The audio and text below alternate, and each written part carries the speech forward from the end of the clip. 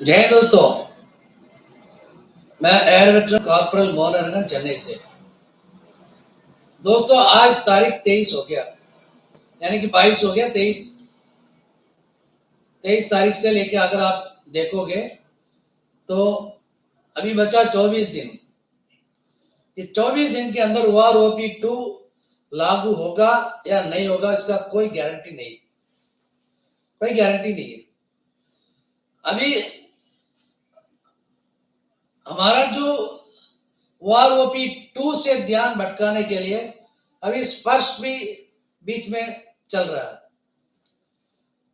दोस्तों ये स्पर्श ऐसा एक कीड़ा है, कैंसर है अभी हो गया, क्योंकि किसी को ये नहीं मालूम है कि क्या होने वाला है। 2016 से पहले जितने भी लोगों को अभी स्पर्श में माइग्रेट किया, उनको अपनी पर्सनल डाटा वेरिफिकेशन या नहीं तो कोई भी चेंज नहीं करने दे रहे हैं। सिविलियंस ने केस कर दिया स्पर्श के अगेंस्ट में, लेकिन हम लोगों ने नहीं किया।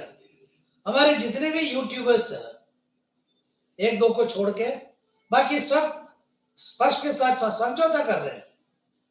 कहते हैं कि ये पीछे नहीं हटेगा, ये पीछे नहीं होगा। दोस्तों एक बार ट्राई तो हमें करना है ना, स्पर्श पीछे जाएगा या नहीं जाएगा वो अलग बात, लेकिन ट्राई करने में क्या अर्ज है। अभी तकरीबन जो है 19 लाख पेंशनर को जो है स्पर्श में जोड़ दिया, लेकिन 19 लाख में सिर्फ 5 लाख पेंशनर ऐसे हैं जिनका जो है प्रोफाइल या पर्सनल डाटा वेरिफिकेशन या कोई भी चेंज कर सकते हैं, बाकी कोई नहीं कर सकता। मतलब पहले कंपलसरी डाल दो इनके ऊपर, फिर ये भागते फिरेंगे। अब पेंशन बंद नहीं होना चाहिए, क्योंकि पेंशन बंद होगा तो भी प्रॉब्लम आएगा। मतलब हमारे साथ इतने मतलब खिलवाड़ कर रहे हैं, मजाक कर रहे हैं। हमारे फौजियों के साथ, फौजियों के जो सेंटिमेंट के साथ मजाक करने में हमारे देश का जो ऑनरेबल प्राइम मिनिस्टर से लेके ब्यूरोक्रेट्स तक, अभी सिविलियंस भी, किसी ने कसर नहीं छोड़ा, किसी ने कसर नहीं छोड़ा। 1 रैंक 1 पेंशन 2, अब क्या हाल है। अभी तो सुप्रीम कोर्ट ने भी जवाब दे दिया कि 15 दिसंबर से पहले देना है, टाइम दिया है। अब तक कोई किसी चीज का कोई जवाब नहीं है। Under process, under process. कब तक प्रोसेस में रहेगा किसी को मालूम नहीं है। दोस्तों आप लोगों को मालूम होगा कि 1 मैन जुडिशियल कमेटी, उसने जो 2016 में रिपोर्ट दे दिया, फिर उसके बाद उसके ऊपर एक इंटरनल कमेटी, सब कुछ हुआ, लेकिन अब पता नहीं सारे रिपोर्ट कहां चले गए। हमारे जो कुछ ऐसे यूट्यूबर्स हैं, रोज आज का सैनिक समाचार, आज का समाचार, आज क्या हो रहा है, आज क्या हो रहा है, जैसे ही मैसेज डालते हैं। और स्पर्श के बारे में पहले इन्हीं लोगों ने वाह किया, अब क्यों नहीं कर रहे। दोस्तों आपको मालूम है कि 14 तारीख को जब हमने धरना किया था, हमने स्पर्श के बारे में बहुत बात किया।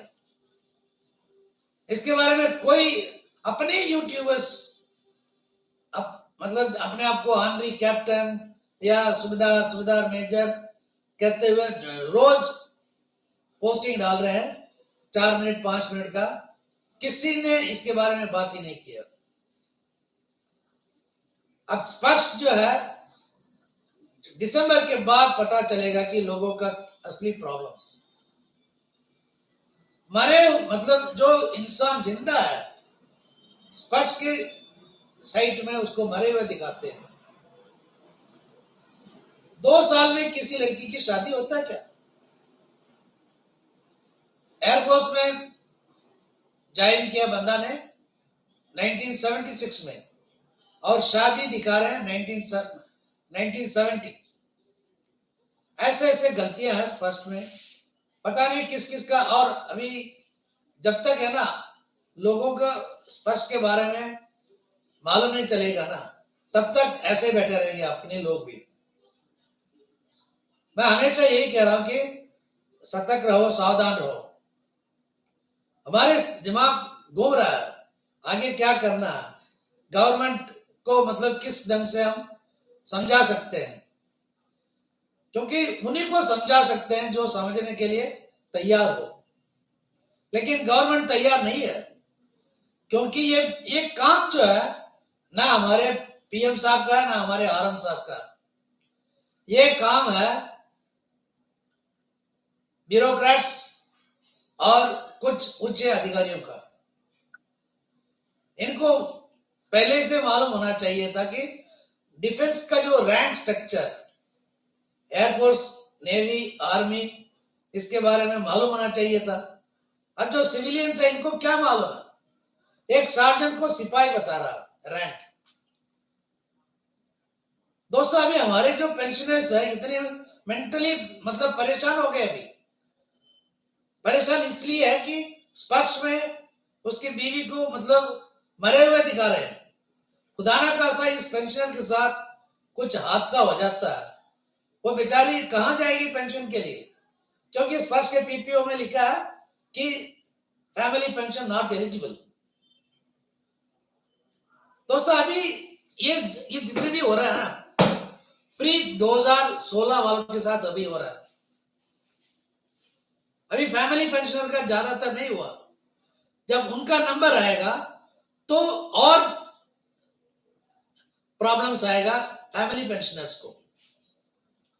दोस्तों हमारे सामने सिर्फ दो रास्ता है, एक रास्ता आंदोलन और हमारा दूसरा रास्ता समझौता।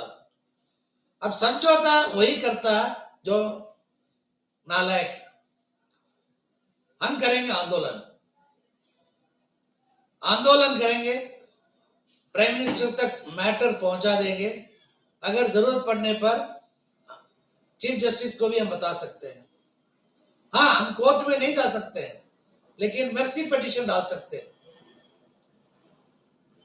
अब OROP 2, इसमें हम सोच रहे थे कि जो पहले का जो गलतियां थे वो सुधर जाएगा, लेकिन अभी हमें धीरे धीरे हमें ये मालूम पड़ रहा है OROP 2 का भी कोई आइडिया नहीं आ रहा, क्योंकि DSW हो या PCDA, CGDA सब अपने अपने हिसाब से बात कर रहे हैं, लेकिन कोई ये नहीं कह रहा कि पक्का मिलेगा या नहीं मिलेगा।